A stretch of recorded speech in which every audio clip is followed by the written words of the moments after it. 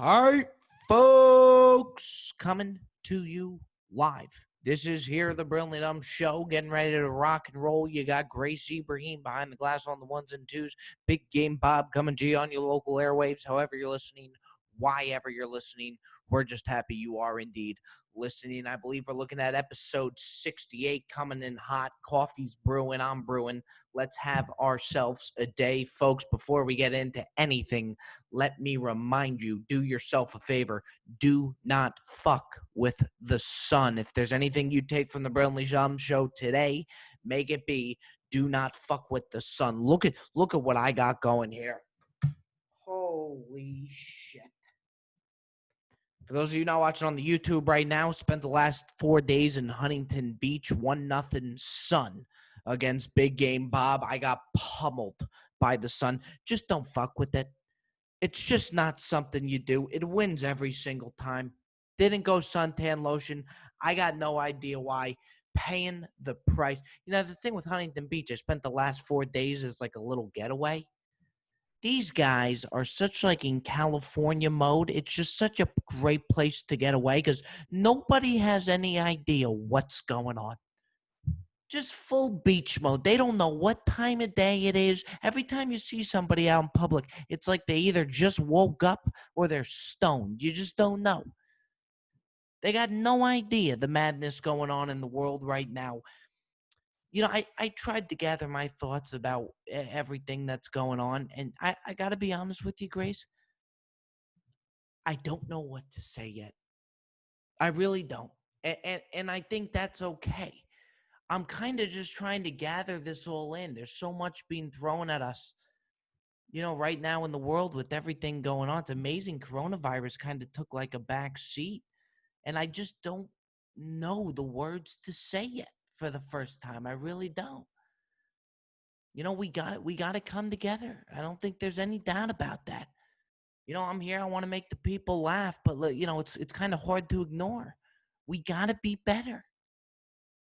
We got to be. So I don't really know all the words to say right now with what's going on in the world.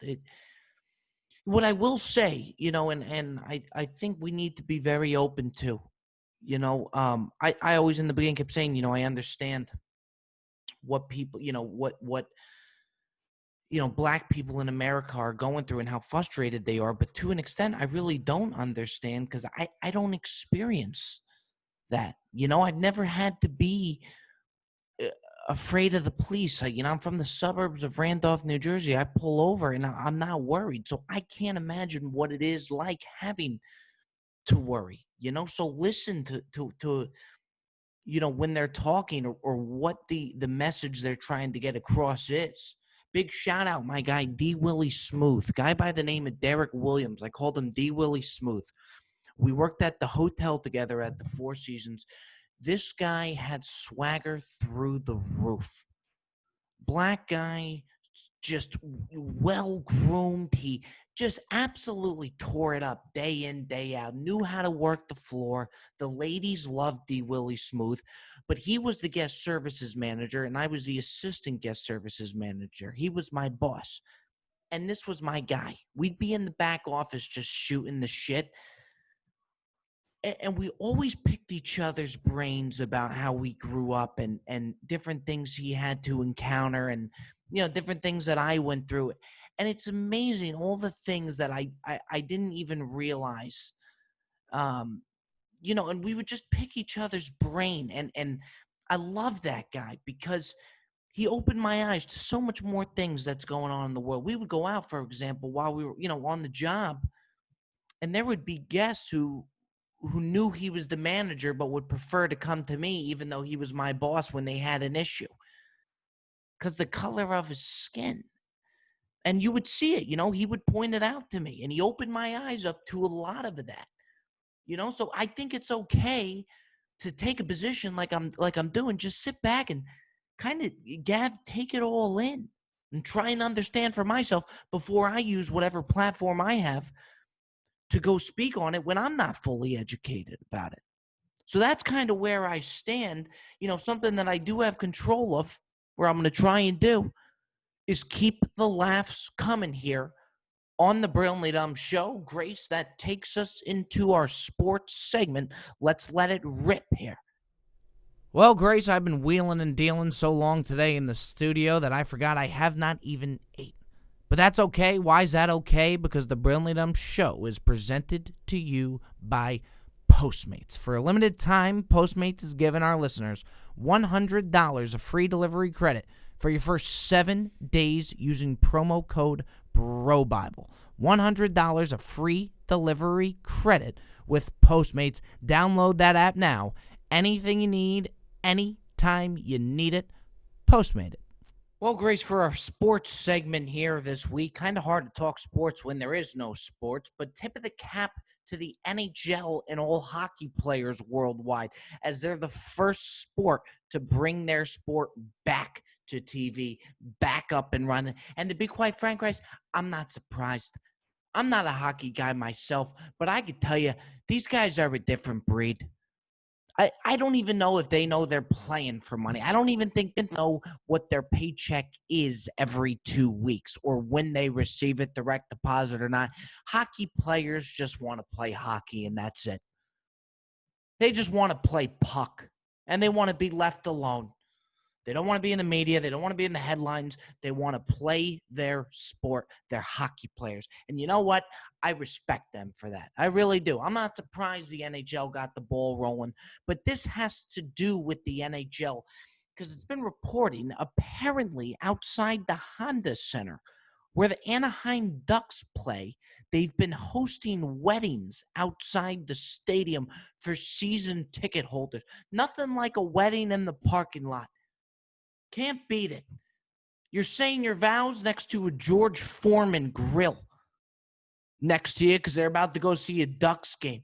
You know, this I will say, do any of those stadium proposals, this is at least out of the stadium, but on another note, I've always wondered, like, baseball stadiums, when somebody proposes to their soon-to-be wife at a baseball stadium, what are the percentages that that couple lasts after their wedding past 2 years?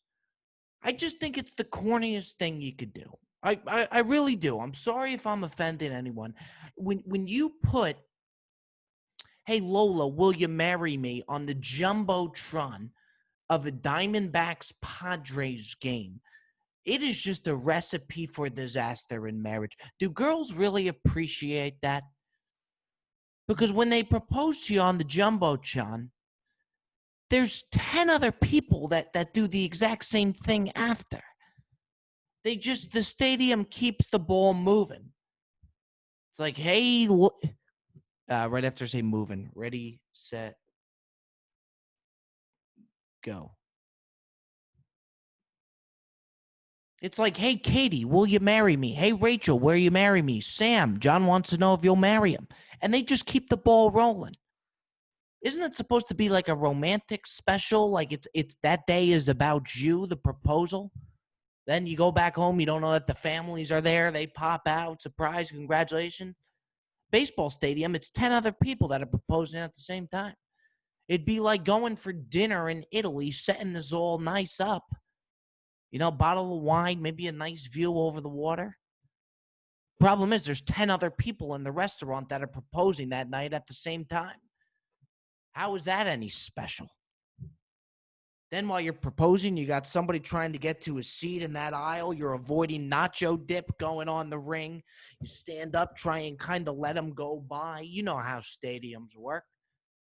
I just think it's the most ridiculous proposal of all time. Usually happens in like the 6th or 7th inning when everybody's kind of checked out already. They're already too hot. Summer day at Diamondbacks Stadium. 100 degrees, you're just sweating bullets. You're on your knees, you're proposing, you're sitting on top of Cracker Jacks and empty beer cans and all. Is that the way we really want to start our marriage, our special day? But they're doing these things outside of Anaheim Ducks Stadium. What a weird franchise to propose to in front of. Nothing against the Anaheim Ducks, but if you're going to propose in front of a stadium, maybe in front of like Lambeau Field or something, you're going to do the parking lot. where the week before in that same spot you were just chawing down on a sausage and peppers? Half of it ended up on the parking spot next to the spot that you just proposed to your girlfriend. There's fucking pregame pucks flying around, kids running around, music blasting, and they're holding weddings outside. What, you got to run the Zamboni through the parking lot between every song? Hey, hey, oh, hey, hey. Folks, that's the end of the song. The Zamboni is clearing through. Please hang tight. It'll be about 15, 20 minutes. You take intermissions.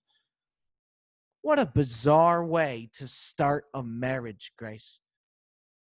All due respect to whatever couples are doing, I just think it's a recipe for disaster. I don't think it's going to last. You got married in front of Anaheim Ducks Arena, the Honda Center. Maybe for some, not for all. Anywho, moving on.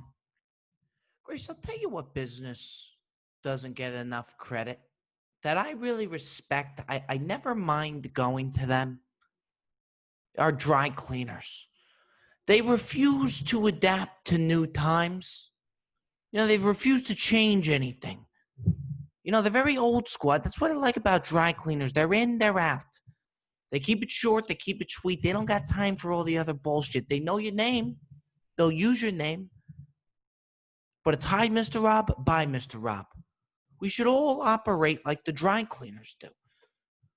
Except you go in there, every time I go into the dry cleaners, they always make you sit and wait. You don't see a single soul for like 5-10 minutes. And you're kind of looking through the shirts that they have hanging up, getting a feel for the store. The bell always rings when you come in so that they're alerted. But the store never seems that big, so you never know where they could possibly be, the owners of the joint. Then you got one guy in the front of the store that you know is related to the family. Nice little Asian man. Just sewing away. He's got like 100 different pieces of yarn, but you know he's not going to be the one to help you. But he has some sort of affiliation to the business. And you just kind of nod at him, but he just keeps hacking away at whatever shirt he's hacking away at. Thumbs are just beaten to a pulp just for doing it for years and years and years. He doesn't really care if he's got to acknowledge you or not. Some of them will, some of them won't. And you're just looking through the back of the dry cleaners. You see a tuxedo that's hanging kind of move, and you wonder to see if you see a head. You don't know if they're just going to kind of pop out of nowhere. The girl I use, her name is Unji. Unji, the dry cleaner. She's phenomenal. Old Chinese lady. She just pops up and appears out of a blazer. Hello, Mr. Rob. Holy shit, Unji. Scared the shit out of me. There's so many different things hanging that you don't know. You're kind of like looking through a maze to find them. And next thing you know, boom, they're just right there. They pop right up. But they're in, they're out. There's no time for the bullshit. They ask you how your day is. They don't give a shit how your day is. Unji knows that, and I know that. And you know what? To be quite frank with you folks, I'm okay with that. To be quite frank with you, Unji, I'm okay with that. They know everything about my shirts. And they're in, they're out. That's the way it should always be. You see them once to twice a week. They know the main things about you. You keep it moving. Seriously, when was the last time they kind of refused to adjust to technology? When was the last time they said, would you like to check out with Apple Pay for your 6 shirts, 2 pants here? No, they're old school. That window, they're using Windows 95 to check you out of that thing. There's a bunch of paper clips and shirts that they got to pile through to get to the keyboard. It's a total shit show, yet it's so perfectly ran. We should all run our businesses like dry cleaning businesses. Thank you, Unji. Appreciate you, girl. Sorry, Grace, just had to fire that in there. Just had to fire that in there. Tip your cap to your local dry cleaner. Any who we are moving on. So dinner time, Rob. What are you thinking? Al, I actually think I'm going to go with my fourth dish of chicken parm this week. You're a chicken parmaholic, bro. Can't stop. Yeah. And I can get it anytime I want, anytime I need it. You can. You know how? No, tell me. Using the Postmates app. Oh, I love it. From an early morning breakfast burrito to a bottle of wine after work, maybe that bottle of wine turns into 3 bottles of wine, Alex. You could Postmate some Advil, too. They do it all over at Postmates. For a limited time only, Postmates is giving our listeners $100 of free delivery credit for your first 7 days.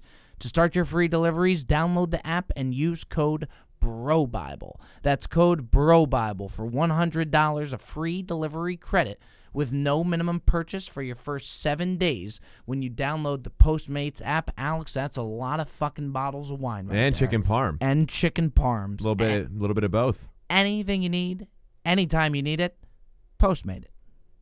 I dig it. All right, Gracie, here's one for you.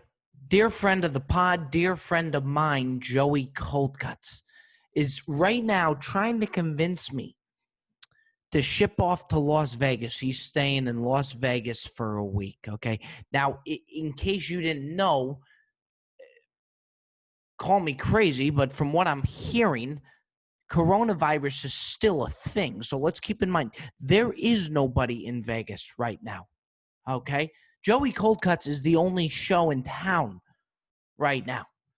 Now, I just came off a little hiatus in Huntington Beach for 4 days. The last thing I need to go to now is Las Vegas. Las Vegas is like being on a cruise ship.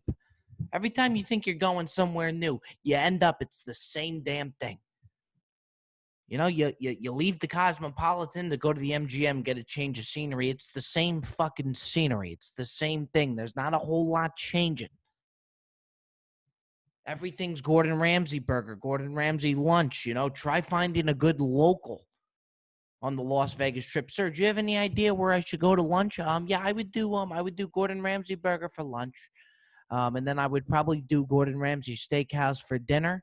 And then I would do, I say Gordon Ramsay eggs for breakfast. Gordon Ramsay's got Las Vegas by the balls. We're in this guy's backyard. Vegas is a zoo. Just an absolute zoo. But here is Joey Coldcuts trying to convince me to go to Vegas. Here he goes. This is what he says. Dude, you're never going to believe this. The Caesars Palace just upgraded me to a 2-bedroom suite. No, Joey Coldcuts, I do believe you. You are the only show in town right now. You should have more square footage at Caesar's Palace than Caesar did when it was his palace back in 1828 or wherever that went down. Whenever Caesar was roaming the area and in his prime. It's a shame they didn't upgrade you to the penthouse, Joey Coldcuts. There's nobody else there. You are 95% of Las Vegas's income. Lord only knows where the other 5 is coming from. I said, Coldcuts, do me a favor. Don't go see a Chris Angel magic show. God forbid the guy needs a volunteer. You'll be walking around the Las Vegas Strip with half a torso. One side of your body is out in the Flamingo playing blackjack. The other is taking in the Las Vegas scenery strip. Chris Angel had nobody else to experiment on. They should have you at the same floor in Caesar's Palace as Celine Dion's on that she's been on for the past 5 months. Boy, is she regretting that residency. You imagine trying to stay in Las Vegas for 5 months and perform every other night? You imagine that? Try that on for size. I go to book Las Vegas on Expedia. I'm exhausted by the time I check out of Expedia. I haven't even gotten to Vegas yet, and I'm already exhausted. All right, guys, pause right there. Hold on. I'll pick it up right from there. 1 second. Let me just pause it. You know, when I'm all right, guys, ready, set, go. And, you know, look, I'm thrilled for the guy. He's having a good time. But if I take a Delta Airlines flight right now and they upgrade me from aisle 24 to aisle 16 so I could get off the plane 12 seconds faster, I'm not going to call anybody in excitement and let them know how excited I am that I've been upgraded because, quite frankly, I should be sitting in the goddamn cockpit. There's nobody else on the plane. The least you could do is aisle 16 from 24. The least you could do is a 2-bedroom suite with nobody in the entire city right now. It should be like John Taffer just came to town. Joey Coldcut should be treated like royalty. I should be landing the goddamn plane of whatever Delta Airlines flight I'm on at this point. Don't worry, Cap. I already put the wheels up 30 minutes ago. Maybe a little premature, but if the wheels are up, the wheels are up. We're good to land. What a shit show that's going to be. Colcutt's saying, I played some of the best golf I've ever played. Yeah, no shit. Who's the one keeping your score? Keeping an eye on you. Guy shoots a ball into the desert. Next thing you know, he's on the fairway, sitting 50 yards away from the hole on a par 5. 30 feet away from his putt. You know what? I'll take it. I'm good. Shit, I'd be breaking every record in Las Vegas, every single golf course right now. They'd have a statue of me outside of every single country club. On this day, Robbie Berger shot a 55. 17 strokes under par. Yeah, I did because nobody was there to watch it. This guy. So right now, you got Joey Coldcuts roaming the streets of Las Vegas by himself. My God, somebody get a camera. Somebody get a microphone on that man. That is content if I've ever heard. I'm not going. Caesar's Palace upgraded me to a 2-bedroom suite. Let me tell you something.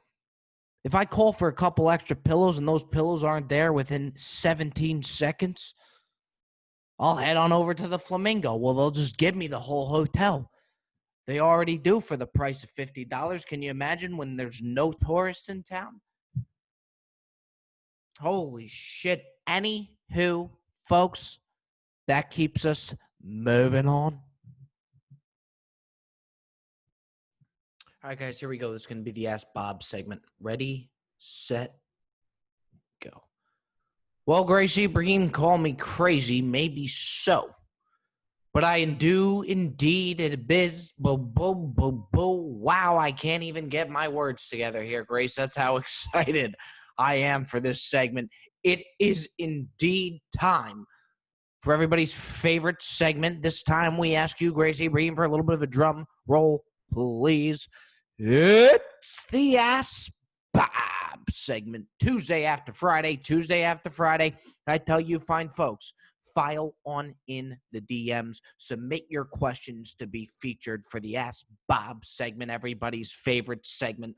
Let's do this dance. Gracie Ibrahim submitting their question this week. Is Jackie Boulder out of San Francisco, California? Bob, wanted to get your take on KFC changing their fries. Were you a potato wedge guy? Yeah, good question, Boulder. I've been thinking a lot about, for those of you who don't know, KFC, Kentucky Fried Chicken, Colonel Sanders and company decided to go ahead and forego their famous potato wedge fries and change to a more original fry. And I got news for you. Okay, I'm not a big potato wedge guy myself. It's about time the Colonel starts stepping up and protecting his own. It's not the French fry that you're having troubles with, KFC. You got Chick-fil-A. You got that lady from Popeyes coming into your territory and letting you know how it's going to be. You've been the one piping out premium chicken since 1952 in a small little city in Kentucky, and you're letting these companies just come in and steamroll you. You know damn well it's not the potato fries, the wedge fries is for why you're hurting. Is it some of the other sides that you've been pumping out? Maybe so. But the chicken game and these franchises are just running over what's yours. When's Colonel Sanders going to make a play? The last play Colonel Sanders tried to make was give you 2 donuts and stick a piece of chicken in the middle of it. And that was going to resolve the new Popeyes fix that everybody was on and bring them back to KFC. When's the Colonel going to show some balls? I'm serious. Let's see a set of nuts out of the Colonel. Let him start making a play there, a change that we really need. How about going back to your roots? And you know what, to be quite frank, I'm not that big of a KFC guy. And maybe there's a reason for that. But it hurts me to see the Colonel just sitting back during all of this. It's not the potato. It's not the potato wedge. I happen to like the potato wedges. You're totally missing the mark on this, Colonel Sands. And Boulder, it's a great question. Because, say, KFC's just been getting knocked around recently. And it pains me to see it. It really does. Fix the mac and cheese that gets drained in way much too cheese sauce. Fix the mashed potatoes that taste like cardboard. Don't come at the French fries, Colonel Sanders. Come on now. Go back and get what's yours. Go back to your roots. Not the way we wanted to end here, the Brilliantly Dumb Show, episode 68 or whatever it may be. Come on, Colonel. Hate ending off on a negative note, but he needs to hear this. Let's step it up a little bit. That does it here on the Brilliantly Dumb Show, folks. We're going to come right back to you Tuesday. And the Tuesday after that, because we stick to our roots here on the Brilliantly Dumb Show. You folks take care. Be prepared for a wild week ahead. We're coming in hot, steamrolling through the week. Hope you enjoyed the show. Take care. We will see you Tuesday, folks.